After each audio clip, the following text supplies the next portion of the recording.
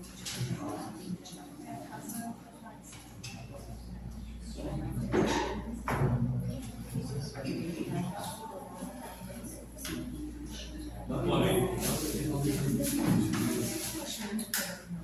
noite a todos. Vamos então nos preparar para dar início ao estudo sistematizado de hoje.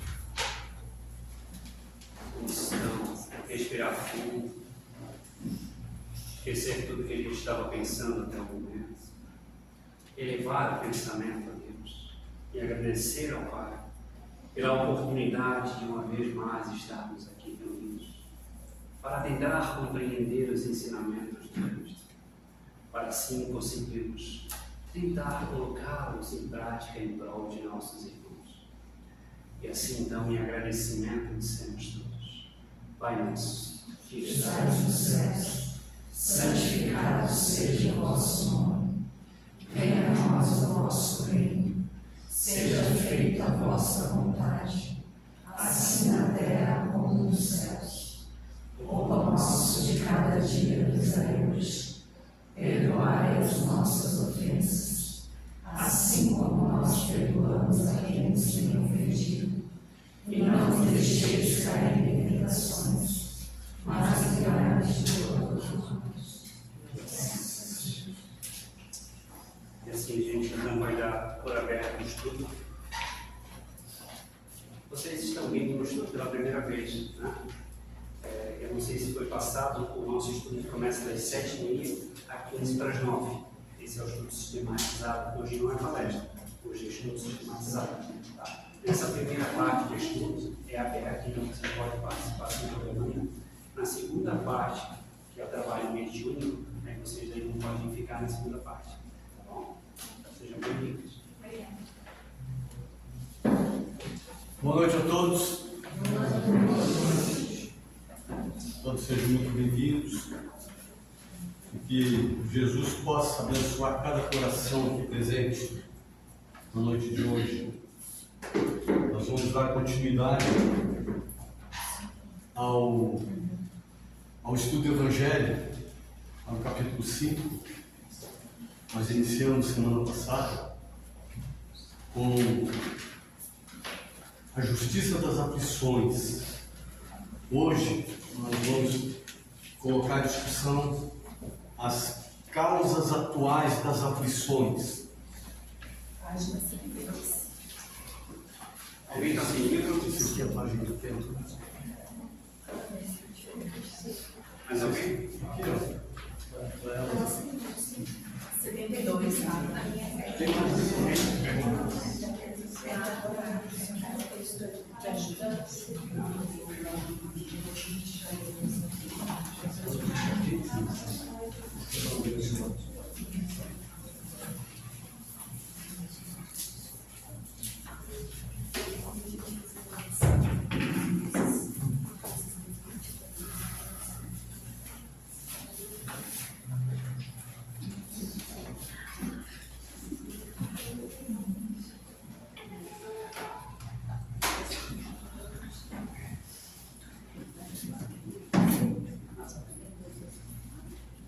Então a gente vai abrir, como fizemos semana passada, vamos abrir uma leitura do item, okay?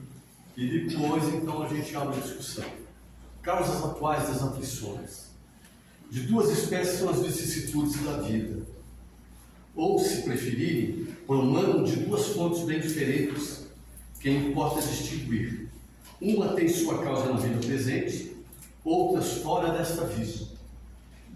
Remontando-se à origem dos males terrestres, reconhecer-se-á que muitos são consequências naturais do caráter e do proceder dos que os suportam.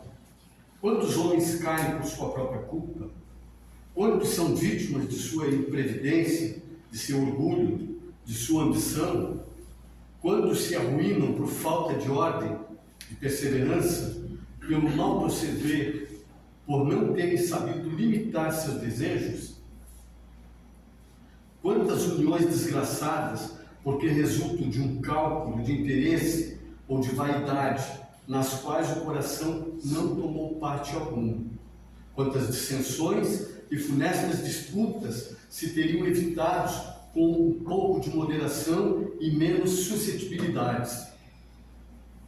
Quantas doenças e enfermidades decorrem da intemperância e dos excessos de todo gênero? Quantos pais são infelizes com seus filhos porque não lhes conhecem, não lhes combateram desde o princípio as más tendências, por fraqueza ou indiferença, deixaram que neles se desenvolvesse o germe do orgulho, do egoísmo e da tola vaidade que produzem a secura do coração. Depois, mais tarde, quando escolhem o que semearam, admiram-se e se afligem da falta de deferência com que são tratados e da ingratidão deles. Interroguem friamente suas consciências, todos os que são feridos no coração pelas vicissitudes e decepções da vida.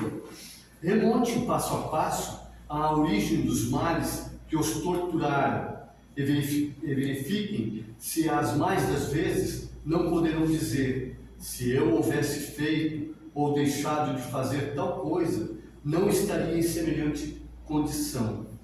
A quem então há de o homem responsabilizar por todas essas aflições, senão a si mesmo? O homem, pois, em grande número de casos, é o causador de seus próprios infortúnios. Mas, em vez de reconhecê-lo, acha mais simples, menos humilhantes para a sua vaidade, acusar a sorte, a providência, a má fortuna, a má estrela, ao passo que a má estrela é apenas a sua incúria. Os males dessa natureza fornecem, indubitavelmente, um notável contingente ao cômputo das vicissitudes da vida. O homem as evitará do trabalhar por se melhorar moralmente, tanto quanto intelectualmente. 5. A lei humana atinge certas faltas e as pune. Pode então, por condená-lo, reconhecer que sofre consequências do que fez. Mas a lei não atinge, nem pode atingir todas as faltas. Incide especialmente sobre as que trazem prejuízos à sociedade, e não sobre as que só prejudicam os que as cometeram. Deus, porém, quer que todas as criaturas progridam e, portanto, não deixe impune quaisquer desvios do caminho reto. Não há falta alguma, por mais leve que seja, nenhuma infração de sua lei que não acarrete forçosas e inevitáveis consequências, mais ou menos deploráveis. Daí se segue que, nas pequenas coisas como nas grandes, o homem é sempre punido por aquilo em que pecou. Os sofrimentos que decorrem do pecado são-lhes uma advertência de que procedeu mal, dão-lhes experiências, fazem-lhes sentir a diferença existente entre o bem e o mal e a necessidade de se melhorar, para no futuro evitar o que lhe originou uma fonte de amarguras. Sem o que motivo não haveria para que se emendasse, confiante na impunidade, retardaria seu avanço e, consequentemente, a sua felicidade futura. Entretanto, a experiência algumas vezes chega um pouco tarde, quando a vida já foi desperdiçada e turbada, quando as forças já estão gastas e sem remédio o mal, Pois então o homem a dizer: se no começo dos meus dias eu soubera o que sei hoje, quantos passos em falso teria evitado? Se houvesse de recomeçar, conduziria-me de outra maneira, No entanto, já há mais tempo, como o obreiro preguiçoso que diz: perdi meu dia. Também ele diz: perdi minha vida. Contudo, assim como para o obreiro, o sol se levanta no dia seguinte, permitindo-lhe neste reparar o tempo perdido, também para o homem, após a noite do túmulo, brilhará o sol e uma nova vida em que lhe será possível aproveitar a experiência do passado, de suas boas resoluções para o futuro.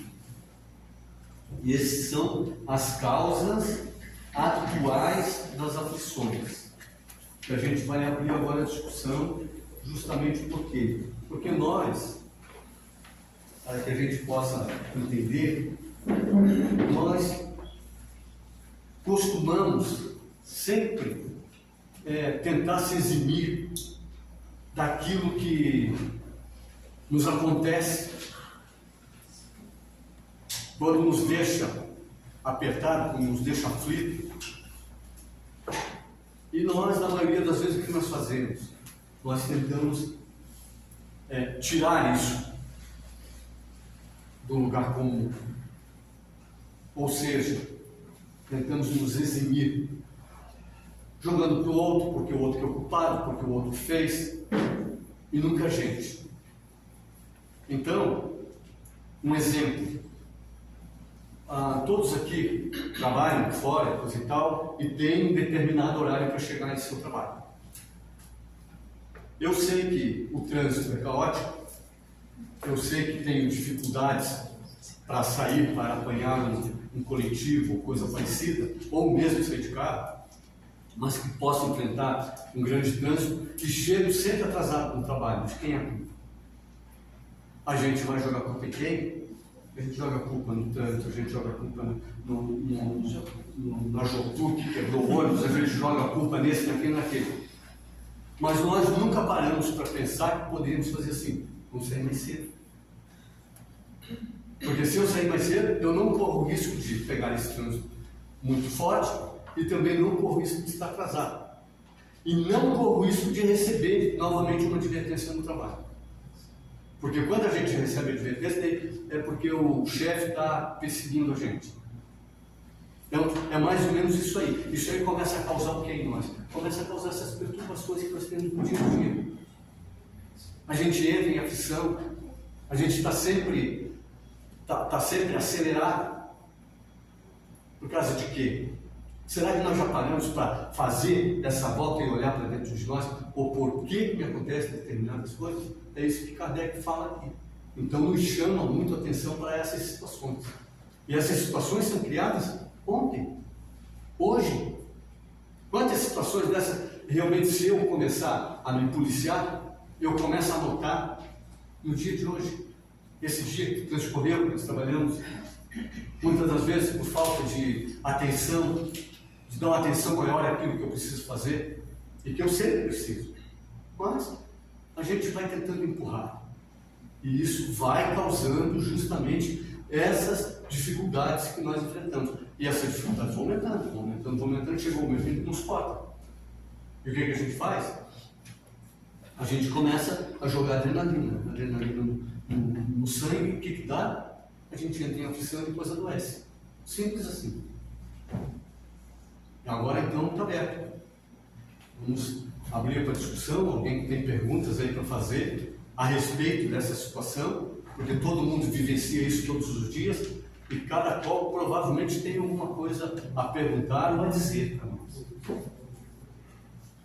Então, posso ouvir? Seu Nazareno, Fala. esse exemplo aí que o senhor deu, né, de absenteísmo, né, cumprir horários, né, que a gente poderia sair mais cedo, ok, tá? Acho que está claro isso, tá? E muitos exemplos aqui que a própria página do Evangelho também falou, nos diz respeito, ok. Agora, sem julgamento, tá? Nenhum julgamento é zero, tá? E nem arrumando culpado. Vamos imaginar uma criança, certo? Numa comunidade, ok? Onde os pais precisam trabalhar de alguma forma, tá? Para sustentar. Onde o governo não chega, sem crítica, não estou criticando, tá? Eu só queria entender melhor esse processo. E aquela criança fica, enfim, né? Não tem quem possa vigiar, encaminhar pelo colégio. E ela acaba se envolvendo em atividades, né, que não são muito boas. E acaba levando ela por um caminho que ela não deveria, ou pelo menos eu penso que não deveria ir. O inocente ali. Ah, ok. Ela está ali porque ela errou lá no passado, ela tem que cumprir aquilo. Como é que é esse mecanismo, tá? Que às vezes a gente olha, e aí a gente, eu estou dando exemplo, mas vários exemplos aí pelo mundo, como é que a gente encara isso, tá? Como é que a gente olha isso? A gente olha, a gente vê, mas eu não sei se eu estou me fazendo entender, tá? Não estou dizendo que existe injustiça, tá? Não é isso, tá? Mas como é que a gente explica isso? Como é que a gente caminha com isso? Isso às vezes dói, a guerra dói. Graças a Deus hoje foi assinado pelo menos um decreto lá, né, terminando com a guerra lá de Gaza, né? Tomara que vá para frente, né? A espiritualidade agiu lá em 3 governos, né? E tomara que se resolva. Mas como é que a gente anda com isso? Esse é o caminhar da humanidade. Começando por aí. Nesse ponto que você falou da criança, a gente fala assim, o governo não alcança, como se disse.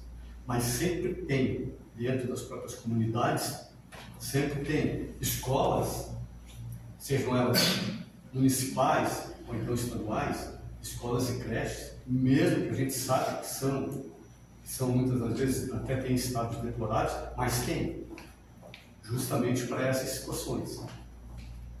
Num país que nem o nosso, que é muito desorganizado nesse sentido, realmente se torna mais difícil. Mas sempre a justiça do Pai Maior está agindo ali. Em todo sentido. Não vamos jogar a coisa com uma culpa para a vida passada, porque a pessoa precisa passar por isso ou precisa passar por aquilo. É isso que eu queria entender. Entende? Porque na maioria das vezes essas aflições são de agora. São escolhas. Daí a primeira coisa, o que acontece com o jovem pai,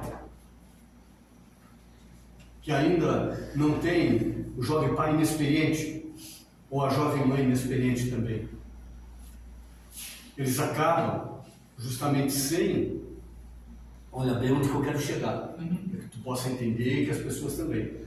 Ele sabe que ele se juntando com a fulana de tal, ele pode acabar, em um momento ou outro, tendo um filho. Então tem que se cuidar. Quem é que tem que se cuidar? Vamos passar essa responsabilidade não para a criança, vamos passar para aqueles que são os pais. Eles pensam, por acaso, nisso? Já pelo tipo de educação que trazem, não estou criticando eles também, mas colocando dessa forma. Porque, como a gente está falando de justiça, de justiça divina, a justiça divina é justamente nesse sentido. Ela falou aqui escolhas, e realmente são escolhas. Posso dar um exemplo, Nazaré? Pode, você é professora, você trabalha nessa área. Não, é um exemplo pessoal. A minha mãe trabalhava dia e noite. E lá na minha cidade chamavam de vila, né? Aqui chamam de Brás, lá é vila, né? E meu irmão, a minha mãe se separou, eu era muito bebezinha. E eu estudei, passava sempre o dia inteiro na escola, assim.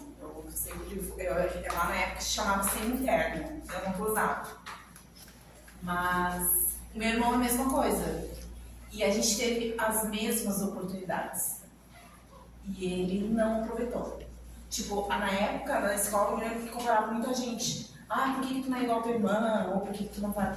Ele era muito agitado, era muito de rua, moleque mesmo de rua, assim. Não queria saber de escola e tal. E eu acabei aproveitando, assim, as oportunidades que eu tive. Eu teve uma situação que eu parei com uma colega minha de escola. Ela estava se prostituindo, usando droga. E quando eu fui participar de um projeto da faculdade, ela estava perdendo os 4 filhos dela.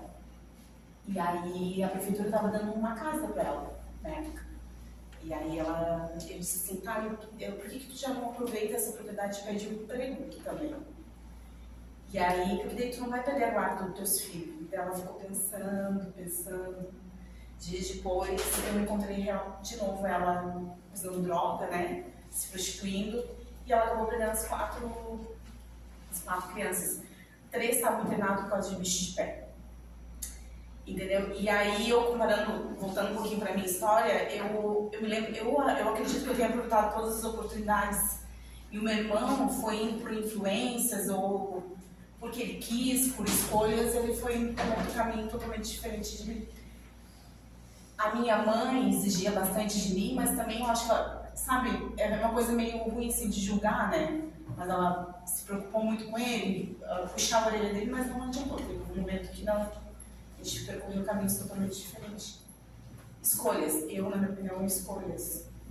Ele teve as oportunidades que eu tive na mesma escola, no mesmo lugar.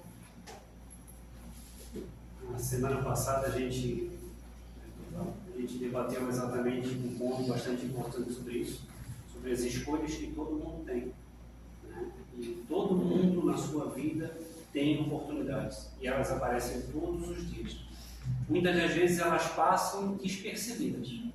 Quando a gente voltar para a parte espiritual e aí vai, não, mas eu não tenho, tá aqui, ó.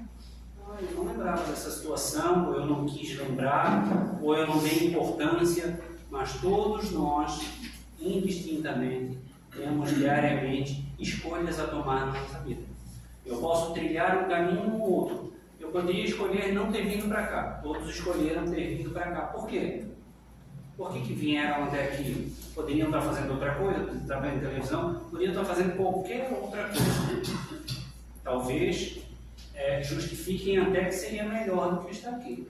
Mas escolheram estar aqui para aprender, para ser alguém melhor. Então, isso são escolhas que a gente tem diariamente. Isso são oportunidades que a vida nos dá de escolher o caminho que a gente quer. O exemplo dela foi maravilhoso. O exemplo dela, 2 caminhos, 2 pessoas na mesma situação, tiveram a mesma sistemática, o mesmo ensino, a mesma educação, a mesma mãe e 2 caminhos diferentes. 2 escolhas. E as consequências são dolorosas, infelizmente. Inclusive, a Mari pode ter tido até menos atenção por não precisar tanto, e o outro que ainda teve mais atenção acabou mesmo seguindo as outras coisas. Eu tive um exemplo esse ano na escola e eu conversei bastante com a aluna, né? Ela passou no IFSC e ela é uma aluna negra e ela se destacava assim na sala, muito espontânea, conversa bastante e tal. Ela não era a aluna mais inteligente, mas ela passou no IFSC. O IFSC passar para quem termina o fundamental, os anos finais, nossa, imagina, tu sair direto ali, dependendo, tu já faz até uma faculdade dentro do Instituto Federal, né? E aí ela teve um comentário dela em sala que ela vivia numa comunidade em Florianópolis e que ela era rejeitada pelos colegas brancos da sala. A família dela é toda, enfim, envolvida com, né? Totalmente desestruturado, mãe separada, pai que não dá atenção, e ela saiu. Eu disse assim, continue nesse caminho, entendeu? Continua fazendo o teu melhor para ti. Não pensar naquele meio que ela vive, entendeu? Para se destacar. E ela foi indo, e foi um grande orgulho assim pra gente na escola. Ela sair daquele mundinho dela e seguir. Mas o que eu ia falar? O Guilherme. Não, acho que indo na raiz da pergunta do seu Luiz, que ele dizer também muito da questão da idade, né? Da pessoa ser muito pequena, muito novinha e ser influenciada. Então, eu concordo nesse sentido da idade. Às vezes, uma criança de 8 anos, 7 anos, é difícil ela já ter essa noção de coisas, mas, porém, vai chegar uma determinada idade, que daí sim, ela já vai saber o que é certo e o que é errado, e daí vai entrar realmente, eu acredito que seja mais ou menos dessa forma, e assim, já vai acreditar no caminho a ela decidir. Aí, por ela mesma ela decidir, não, até agora eu fiz errado, mas agora eu quero tomar outro caminho. Ou um caminho legal, vou continuar por aqui. essa idade tem uma responsabilidade muito grande dos pais. Isso vai ter uma consequência lá na frente sobre o ato cometido. Né? Porque tudo que a gente faz, né, vai trazer alguma consequência para nós. Foi escolha. Eu quis não escolher, eu quis não dar atenção, eu quis não fazer o que talvez eu deveria ter feito. E lá na frente eu tenho consequências sobre isso. Então, eu falo, né? Só um instantinho. Pode. Eu vou falar, mas servir até para mim, né? Porque eu tenho um fato que aconteceu com a minha mãe, né? Ela saiu de casa com 7 anos de idade. E realmente aconteceram coisas ali que ela precisou sair. E ela foi morar na casa do vizinho a 8 quilômetros de distância. Então, né, aí vocês imaginem, né? Ela tinha que trabalhar para comer e ter um lugar onde dormir, né, com 7 anos de idade. Era uma escolha, entendeu? A gente tem várias escolhas durante a vida e a gente sempre escolhe, como ele foi dando uns exemplos, né? E sempre foi colocando um porém, né? Como tu falou ali, eu tenho escolha de sair de casa mais cedo, mas eu quero sair um pouco mais tarde para dormir um pouco mais. Né? É uma escolha que eu tenho, e aí eu vou poder. É como ele falou, né? A criança, né? Pô, 7 anos, o pai trabalha isso e aquilo.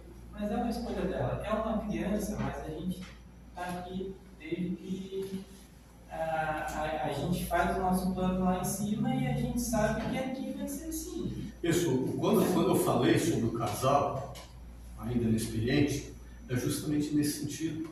Não é criticando o casal inexperiente. Entende? Não que a pessoa não possa se juntar com o outro para procriar, vamos colocar assim. Mas, a princípio, não deveria ser para isso. Deveriam, primeiramente, tentar crescer mutuamente, para depois, então, sabe, vir os frutos, que daí estariam mais firmes. Infelizmente, não acontece assim. Daí você vai jogar culpa em quem? Não é culpa em alguém, é culpa daqueles que não pensaram antes. Como o Kardec diz aqui, porque isso aí, a maioria, o pensar, é que ele fala, né? Incúria é justamente isso. Eu não me percebo e também não percebo o que tem ao meu redor e no dia a dia eu vou levando. Eu quero mais curtir a vida e levando. E a gente costuma botar a culpa na política, a gente costuma colocar a culpa no vizinho, no cachorro, mas a nossa não é nossa. Justamente, nunca nossa. Entendeu? A partir do momento que quando eu começo a entrar numa determinada idade ao qual começa a me pesar essas situações, é onde eu começo muitas das vezes com bastante dificuldade, eu começo a tentar trabalhar essa melhoria minha, Pode falar, Luiz. Não, só acabou citando, né? E agora eu me recordo que tem uma frase aqui, da leitura que o senhor fez, que retrata isso. Na realidade, quando a gente analisa uma criança de 5, 7 anos que ainda não tem, né? Não que ela não tenha capacidade, mas ela não alcança certas ações, tá? Realmente tem que ser responsabilidade dos pais. Outrora, se a criança, tá, sobrepor todas essas vicissitudes que ela vai passar, com certeza, tomara que não, mas ela vai ter um entendimento com os pais, né? Porque ela vai falar, poxa, você poderia, né, me tirar de toda essa situação e você não fez. Isso causa o quê? Isso causa justamente essas aflições, que vem desde a infância. Mas alguém concorda com isso ou alguém discorda disso? Vamos lá, gente. Mas só falando de oportunidades que o Cleiber citou, né, referente a esses casos assim, acho que mais para ficar para reflexão, nem tanto como uma pergunta. Mas tudo são oportunidades. O problema é que a gente está sempre buscando uma oportunidade de ouro, uma oportunidade muito valiosa. E nem sempre, quando a gente diz assim, todo dia tem oportunidades, vai ter todo dia uma oportunidade de ouro? É óbvio que não. O problema é que a gente quer sempre o melhor, o mais, e está sempre buscando algo muito além, às vezes, que é um passo muito grande para a gente dar. Então, as oportunidades, às vezes, estão em pequenas coisas. E são essas pequenas coisas que a gente deixa passar, porque senão fica muito amplo a gente dizer que oportunidade é que tu quer o melhor emprego, o melhor marido, né? O melhor filho, filho nota 10, e nem sempre vai ser assim, né? Às vezes uma oportunidade de ter um filho nota 10 é conversar com ele. Simplesmente ir lá, sentar do lado da cama e falar. Além virar disso, as costas e isso aí é orgulho, isso é orgulho e ego, sabe? Essa parte que você falou. Porque é assim, o que eu quero? Eu quero melhor sempre. Muitas vezes eu não me capacito para isso. Então, se eu não estou capacitado para isso, eu não vou conseguir melhor. Eu tenho que me capacitar. Para me capacitar, muitas vezes é chato. Eu tenho que estudar, eu tenho que perder algumas festas, perder algumas coisas. aproveitar a oportunidade da Aproveitar a oportunidade daquele momento ali de festa e coisa. E eu não quero saber dessa importância que seria eu abdicar de determinadas coisas para realmente ter a coisa melhor. Entende? Mas, além disso, nós temos outras coisas. É uma variedade imensa. Daí entra os vícios. A gente tem o vício de pensar demais, a gente tem o vício de ser grosseiro. Isso tudo são vícios. Mas isso é vício? Claro que é vício. Você está sempre,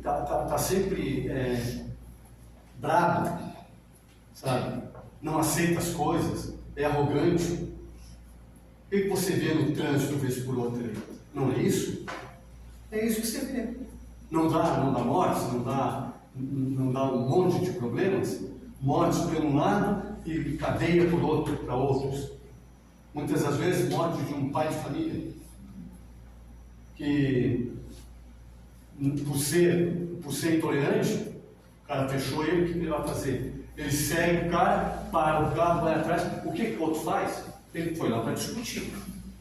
O outro, com medo, atira e mata ele daí. Olha como isso são coisas. Isso são causas de aflições do dia a dia, sabe? Depois tem as situações de você ser muito glutão, comer demais. Tudo isso vai te causando o quê? Aflição.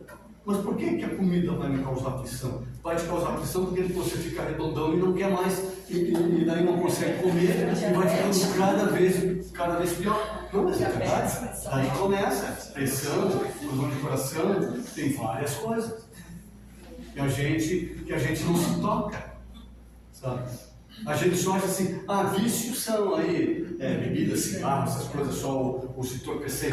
Não, é tudo. Tudo a gente tem que trazer com equilíbrio. E nós temos que sempre seguir no caminho qual? No caminho do meio. Porque aí a gente começa a ver a periferia das coisas, do que está acontecendo. Esse problema de aflição já começa justamente porque nós não nos conhecemos.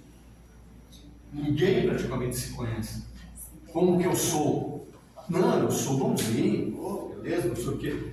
Pisa no meu carro para ver se eu sou bonzinho. Eu não consigo me conter. Eu parto para cima da pessoa. Depois que eu fiz a besteira, eu digo, meu Deus, o que é isso? Já era. Então, a gente tem que primeiramente se conhecer, para depois dar continuidade àquilo que a gente quer. Mary?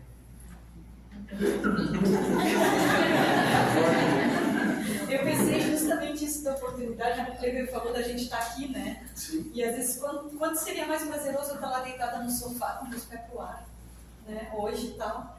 Só que não adianta eu vir para essa oportunidade aqui e eu não tirar proveito nenhum disso aqui, porque a oportunidade de vir aqui, a porta está aberta. Eu venho, entro, sento e pronto. Agora, o quanto eu vou produzir com essa oportunidade, né? Aí foi isso que me levou a pensar que a oportunidade nem sempre ela tem que ser tão maravilhosa assim, mas tem que saber usar. Justamente. Mas por que é tão difícil ter prazer em outro lugar que não seja esse que você elegeu? Por que nós não temos prazer em entrar numa casa de oração, praticar um mato por alguém? Por que a gente não tem prazer em querer estar aqui, em se eleger como um instrumento de Deus, uma causa, entrar numa sala de passe e aprender da paz, se utilizar das nossas boas energias para fazer o outro melhor? Por que não tem prazer em eu disponibilizar o meu tempo para atender alguém na sala de atendimento fraterno que está à beira do suicídio? Por que não tem prazer em eu sentar num banco de centro espírita e receber uma entidade que acabou de desencarnar, um alto grau de complexidade mental, por ter morrido numa briga de trânsito? Por quê? Por que a gente elege certos prazeres na vida em detrimento de outros? Quais são as na verdade, causas atuais das aflições? Tem alguém aqui que não tem aflição? Levanta o dedo, por favor. Que não vivencia a aflição no seu dia a dia? Em qualquer momento? Alguém? Então a gente tem que chegar a um ponto em que a gente vive essas aflições diariamente.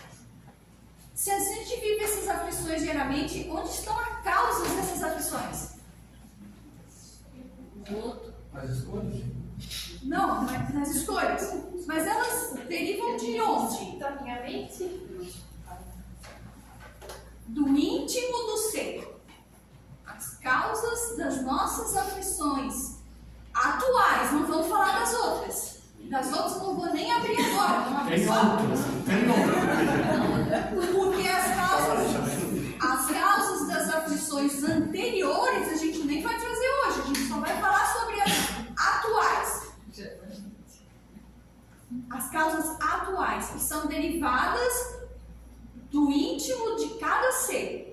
E no íntimo de cada ser, o que existe? O que existe dentro do meu ser? O que vivencia dentro de mim? Virtudes, né? Vicissitudes. Eu vivencio essas virtudes, mas vivencio também os meus defeitos, as minhas deficiências, as minhas imaturidades. Então eu tenho todos esses pontos dentro de mim. E aí, o que o autoconhecimento e a doutrina espírita vem a dizer para nós? Bate-se muito em relação a reformas íntimas, àquilo que a gente precisa modificar em nós para ser melhor. Primeiramente para nós e, consequentemente, para aqueles que nos cercam. Mas como é que a gente vai fazer isso? Se a gente não se dá conta do que a gente tem dentro da gente, que a gente não se dá conta dos nossos impulsos que a nossa alma traz. Quais são os impulsos que a minha alma traz? Eu sou violento? Qual é o sofrimento, digamos, o sofrimento, a aflição que gera a pessoa impaciente? Pense. Qual é a dor, qual é o sofrimento que gera uma pessoa violenta? Qual é a dor e o sofrimento que geram uma pessoa intolerante? Uma pessoa fanática? Uma pessoa preconceituosa? Quais são as dores? Porque às vezes a gente acha que essas pessoas se dizem arrogantes, egoístas ao extremo, não sentem nenhuma aflição pelas escolhas que elas estão tendo naquele momento. Mas na verdade sentem. O egoísta elege o que é mais importante para ele. Sempre ele. Ele não vai pensar no sofrimento alheio, geralmente. E quando não é ele está sofrendo. E aí, quando ele elege tudo de bom do melhor para ele, em detrimento de qualquer outro, ele se torna um ser isolado. E um ser isolado vivencia o quê no fim da sua vida? Ou ao longo dela? Solidão. Se não vivencia ela hoje, através de processos ilusórios, né? Porque geralmente a gente se ilude daí com as coisas da matéria. E aí a gente coloca as coisas da matéria no lugar do que é valioso e precioso e o que realmente tem valor. Então, isso não deve ser por nós combatido. Isso deve ser por nós iluminado. Não se combate. A ideia não é combater, a ideia é iluminar o defeito, iluminar a imperfeição, é iluminar a sombra, para que ela seja vista e reconhecida por nós. E à medida que eu vou olhando para ela, iluminando ela, eu vou admitindo ela, e aí é que vem a questão, porque a gente foi ensinado a combater a reforma íntima a qualquer custo. Aí eu mascaro, porque é como se eu tivesse que ter uma obrigação de ser bom. Eu elejo para mim um fanatismo tal que eu preciso, a qualquer custo, me desenvolver nessa vida. Eu preciso, a qualquer custo, evoluir nessa vida. E aí eu me auto-iludo. Porque eu não faço o processo como ele deve ser feito. Eu mascaro ele. Daí quando eu mascaro ele se somatiza a mil outras máscaras que eu já utilizo no meu ser. E aí, quando eu vou precisar tirá-las, eu me sinto alguém desvalido, incapaz. Eu me sinto alguém fracassado. E não é essa a ideia do Pai. Não é essa a ideia do Cristo. Não é essa a ideia de Deus para nenhum dos seus filhos. Se a gente carrega a ideia de autopunição, de martírio, a gente tem que começar a consertar ela agora. Aqui, nesse livro, ele foi escrito em 1850, né? Bolinha? Eu não me lembro da data. 1860. 1800, por aí. Cada um teve um tempo de escrita por Kardec. Mas é de 1800 e por aí, 50, 60, 40, 60. A linguagem dele ali fala em pecado. Ali teve um trecho que fala em pecado. E a gente hoje ainda vivencia a questão do pecado. A gente no nosso íntimo ainda tem essa consciência do pecado. Entende?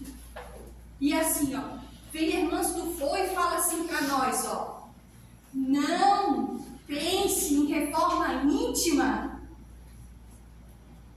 extinguindo e extirpando do seu ser a mazela.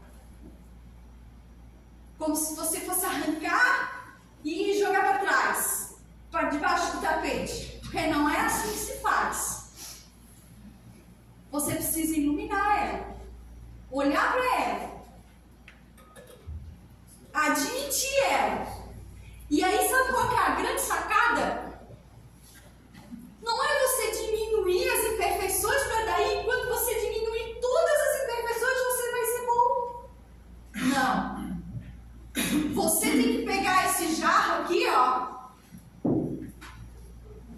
que está cheio de lama aqui embaixo, e jogar muita água limpa.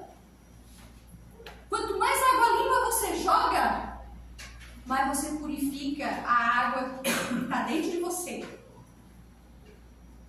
Ou seja, o caminho está aqui, ó, nas nossas mãos. O caminho é fazer daqui para frente o bem e o melhor. Amém. Mas o bem e o melhor sai tão mal feito na minha mão, porque parece falso, né? Eu faço, mas parece muito falso. Não importa. É o que você tem. É o que você tem naquele momento. cria um hábito em você. Você refaz o seu caminho através de uma nova proposta. As propostas anteriores de nossas existências não foram tão felizes. Se você começar a treinar agora, vai chegar uma hora que você vai entrar ali naquela portão, ou seja, lá onde você estiver, e vai ser tão espontâneo,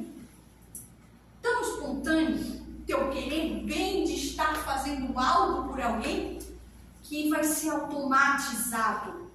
Assim como muitas das vezes o vício é em nossas vidas, automatizado. E a gente não olha para ele, porque é difícil olhar para os vícios, é difícil olhar para as mazelas, é dolorido você admitir. E qual que é o nosso grande... As pessoas que mais nos ajudam nisso são aquelas que nos provocam. Não são as boazinhas. Muito pouco a gente querer deitar a cabecinha num colo de anjo. A gente gosta muito de deitar a cabecinha no colo do anjo. Mas na verdade, quem ensina pra gente é o outro oposto. É aquele que desafia. É aquele que vai falar pra ti. É aquele que vai negar pra ti. Aí você dali, você vai ter uma reação. E a essa reação, você precisa investigar. É ali que mora. Mas eu faço o quê? Com a reação? Compro uma briga, nego, digo que não. Eu vivo em negação. Então a gente pode dizer que as causas de aflições anteriores seria passar esse processo com essa pessoa, e a atual é o que eu vou fazer com ela. Muito bom. É só casar que já sabe tudo da gente. Muito bom. Que é o que eu gero dentro de mim daqui. O que tu vai fazer com o pacote que tu... com a colheita que foi te entregue de volta, né? Com o cestinho da laranja que você colheu nas outras, tá aqui, é que você vai ser provada. Para que você possa ver o que você vai fazer com aquilo para o amanhã. Porque as causas atuais vão reverberar amanhã. Nunca passa o que passou, passou. Entendeu? É bem por aí.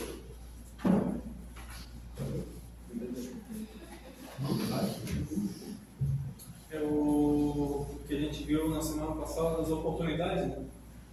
Volta na oportunidade.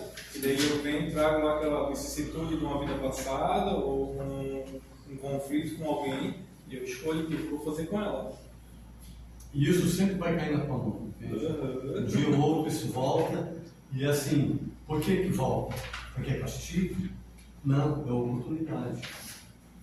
Então o Pai sempre vai te dar essa oportunidade de você se defrontar com a tua sombra novamente.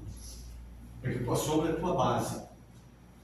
E quando você transformar ela, como ela estava falando agora, quando você transformar ela de escura para clara, pronto. Não tem porquê. Mas o que nós fazemos? Justamente porque nunca foi bem entendido isso em nós. O que nós fazemos? Nós estamos sempre negando, jogando fora. Não, eu agora entendo o Espírito, nossa, eu sou um anjo. Só faltou as asas. É ou não é? É mais ou menos isso que a gente pensa. Sabe? Eu já estou pensando assim que se eu desencarnar amanhã, eu já vou direto lá para o nosso lar e pronto. E assumir um cargo lá ainda. Mas porque é justamente por causa da barganha. Nós fomos sempre acostumados com barganha, gente. Inclusive com promessas, né? Sim. A gente só foi acostumado quando a gente tem uma aflição muito grande na nossa vida e ouviu isso no nosso derredor, familiares, avós. Fulano de tal estava passando por um processo difícil e fulano de tal fez uma promessa. me pagar. Se eu receber, eu vou subir a escadaria tal, com tantos andares, degraus, ou vou caminhar descalço tantos quilômetros para pagar essa promessa. Entende? Como se Deus precisasse, como se o Pai e a providência divina precisasse disso para ser generoso com a gente, para ser amoroso, para nos dar o que a nossa fé pede e nosso merecimento recolhe, sabe? Às vezes, só os nossos atos se modificando na nossa vida já mudam as vibrações e o caminhar já começa a se iluminar. Mas para isso preciso enxergar essa sujeira. Eu preciso olhar para ela, para poder iluminar ela, para retirar os escombros. Senão, como é que eu vou voltar de novo, como a gente falou aqui semana passada? Como é que a gente volta para o caminho novo, de novo, o caminho iluminado de novo? Se a gente não saber que nós não estamos nele, se nós continuarmos admitindo que esse prazer dos nossos vícios são melhores, o vício de várias formas, não só do álcool, do cigarro, enfim, das drogas, se nós não admitirmos que somos, não teremos nem como sair de lá, estaremos lá constantemente, aqui e depois daqui. Porque quando eu não admito que sou doente, eu não procuro um tratamento. Nunca.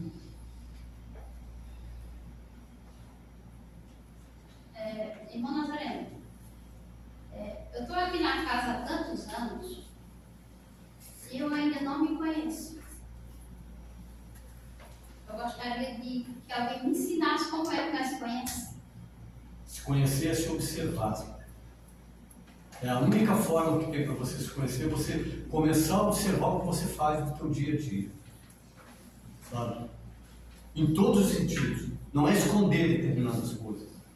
Mas você fez uma coisa que não é, que não seria, vamos supor assim, aos olhos dos outros, bom, sabe? Estude, veja, mas por que você fez? Será que é necessário continuar fazendo? Aí eu começo a me conhecer, sabe? Porque a energia, a vibração sempre vem para que eu cometa aquilo novamente, porque aquilo muitas vezes me dá prazer, entende? E quando aquilo me dá prazer, eu, dependendo da situação, dependendo de como eu esteja, tipo assim, uma discussãozinha é tão bom, vamos lá, eu estou bem louco para discutir com alguém, não, eu não quero mais isso me deixa ruim, isso me tira do capum. Aí é onde eu começo a me conhecer. E daí você vai ver que aquela vontade de discutir de vez em quando vai morrendo aos poucos, sabe? Porque a gente vai se edificando. Nós estamos aqui justamente para isso, para se edificar. E temos sim que nos conhecer. E a partir do momento que eu começo a me conhecer, quando eu sou tentado, que a gente diz que a gente é tentado por outro, não. Aquelas energias que eu carrego comigo afluem, o que acontece? Eu já vou gostar de fazer alguma coisa que eu tenho dentro de mim. E aqueles que estão fora, que gostam daquilo também, chegam no mesmo momento. Uma vez aqui alguém falou um negócio assim, quem é que chega perto do rezador? São espíritos que gostam de reza. Mas quem é que chega perto de um viciado? Seja lá em comida, seja lá o que for. É um viciado que gosta daquilo. Mas um cara que gosta vamos supor assim, de beber, ele não vai se juntar com o rezador nunca. E quem é o culpado? O culpado é o espírito, porque o espírito está me incomodando o cara. Não, o culpado sou eu porque eu tenho isso dentro de mim e não admito. Eu escutei uma coisa hoje, desculpa. Pode falar. Nunca tinha escutado isso. Qual é o maior inimigo do conhecimento? Vai. Vai tu?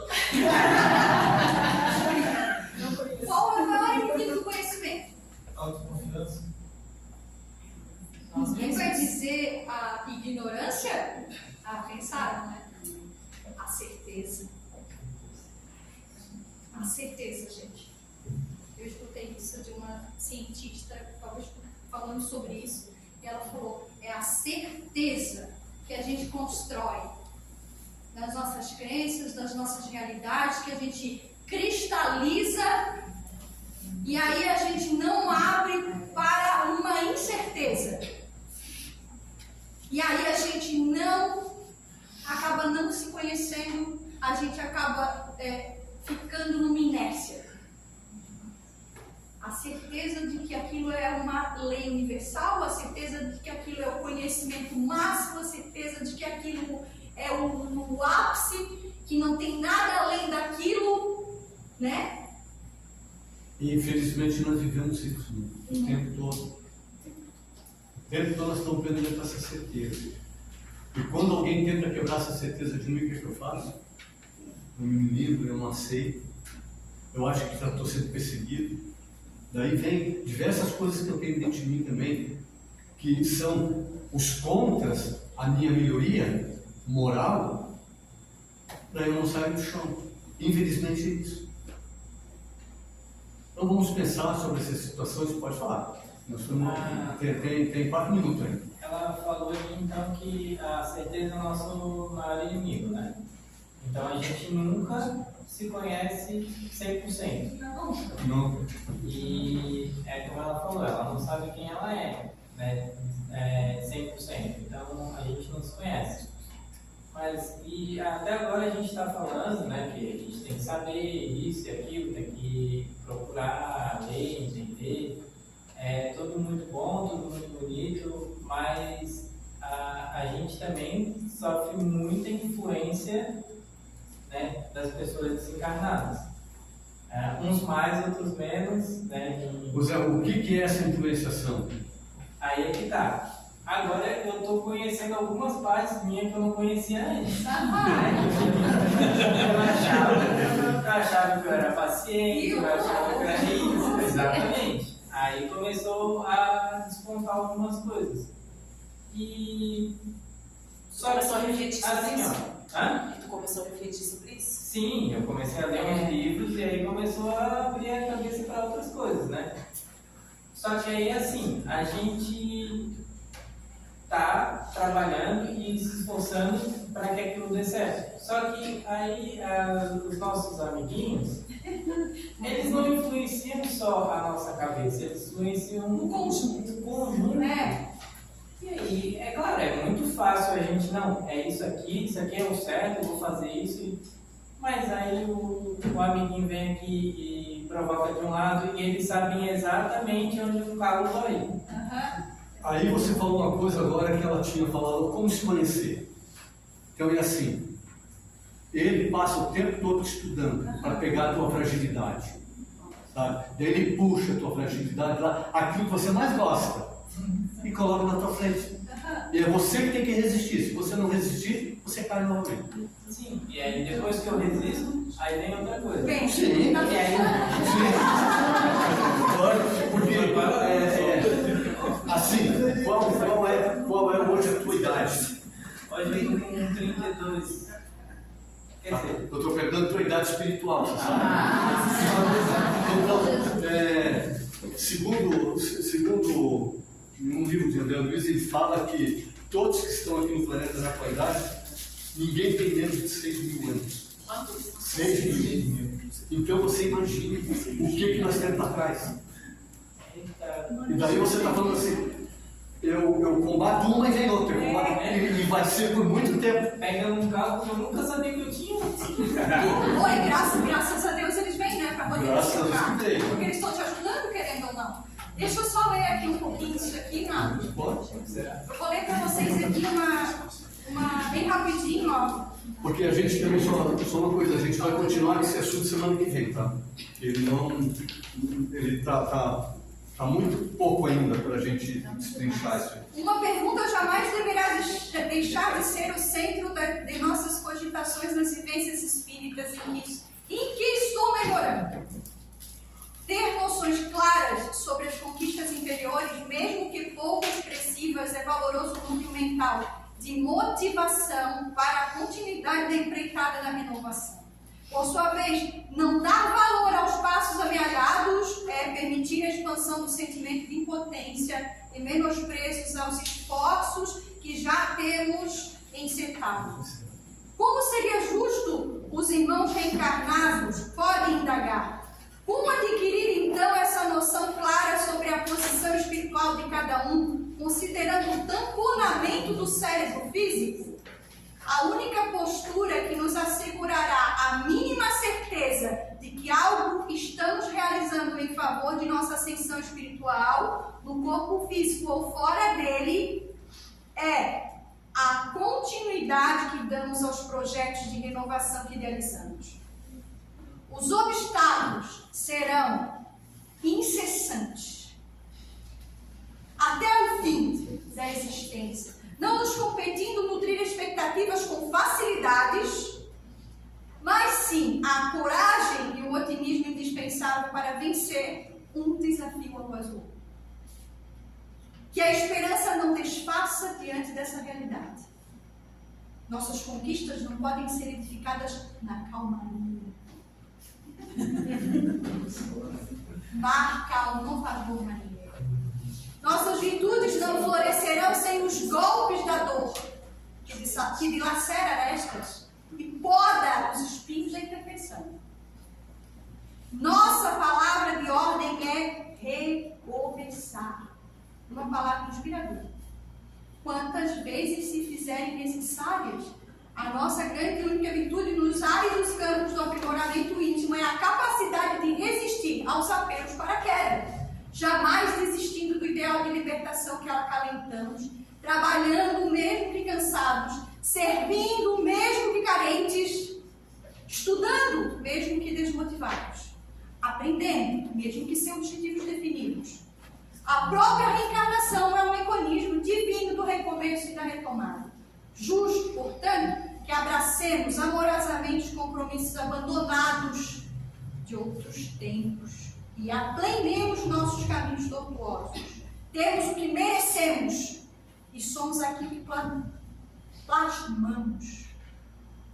Em meio ao lodaçal do desânimo nasce o lírio da personalidade dele que estamos, paulatinamente cultivando. Sob o peso cruel da angústia, estamos construindo a condição imunizadora do poder mental. Desde que não desistamos, sempre haverá uma chance para a vitória. Prossigamos sem expectativas de angelitude, que não temos como alcançar agora. Não ser o que gostaria é o mais alto preço tributado àquele que optou pelos descaminhos do egoísmo. Essa também é a maior tormenta para todos os que almejam a melhoria de si. Nisso reside o drama interior narrado por Paulo de Tarso, porque não faço o bem que quero, mas o mal que não quero faço. Não queremos ser mais quem fomos, mas ainda não somos quem queremos ser. Então quem somos? Isso gera uma etapa definitiva por profunda inaceitação de tudo na vida. Corpo, profissão, relação, afeto, até mesmo sucesso no caminho são dramaticamente abalados pela diminuição da alegria e do encanto diante dessas provas de ajustamento. Todavia, a lei estabelece a morte do pecado e não do pecador. Para todos é abundante a misericórdia, lei universal da piedade paternal, que nos assegura o amor cobre multidão de pecados. Apesar desse dilema celeste, a dor e a evolução não tem sido suportada por muitos e agravada por outros, levando os quadros de graves enfermidades morais e desamor a si. Até mesmo a reforma íntima, em muitos casos, devido às más interpretações costumeiras, tem sido um instrumento de autopunição e martírio. Não vou continuar porque ela é grande, já deu nosso horário. Só para finalizar aquilo que a gente estava falando. E na última frase do que a gente leu hoje, nós fala sobre o recomeçar, dá uma olhadinha lá. Caso, calma.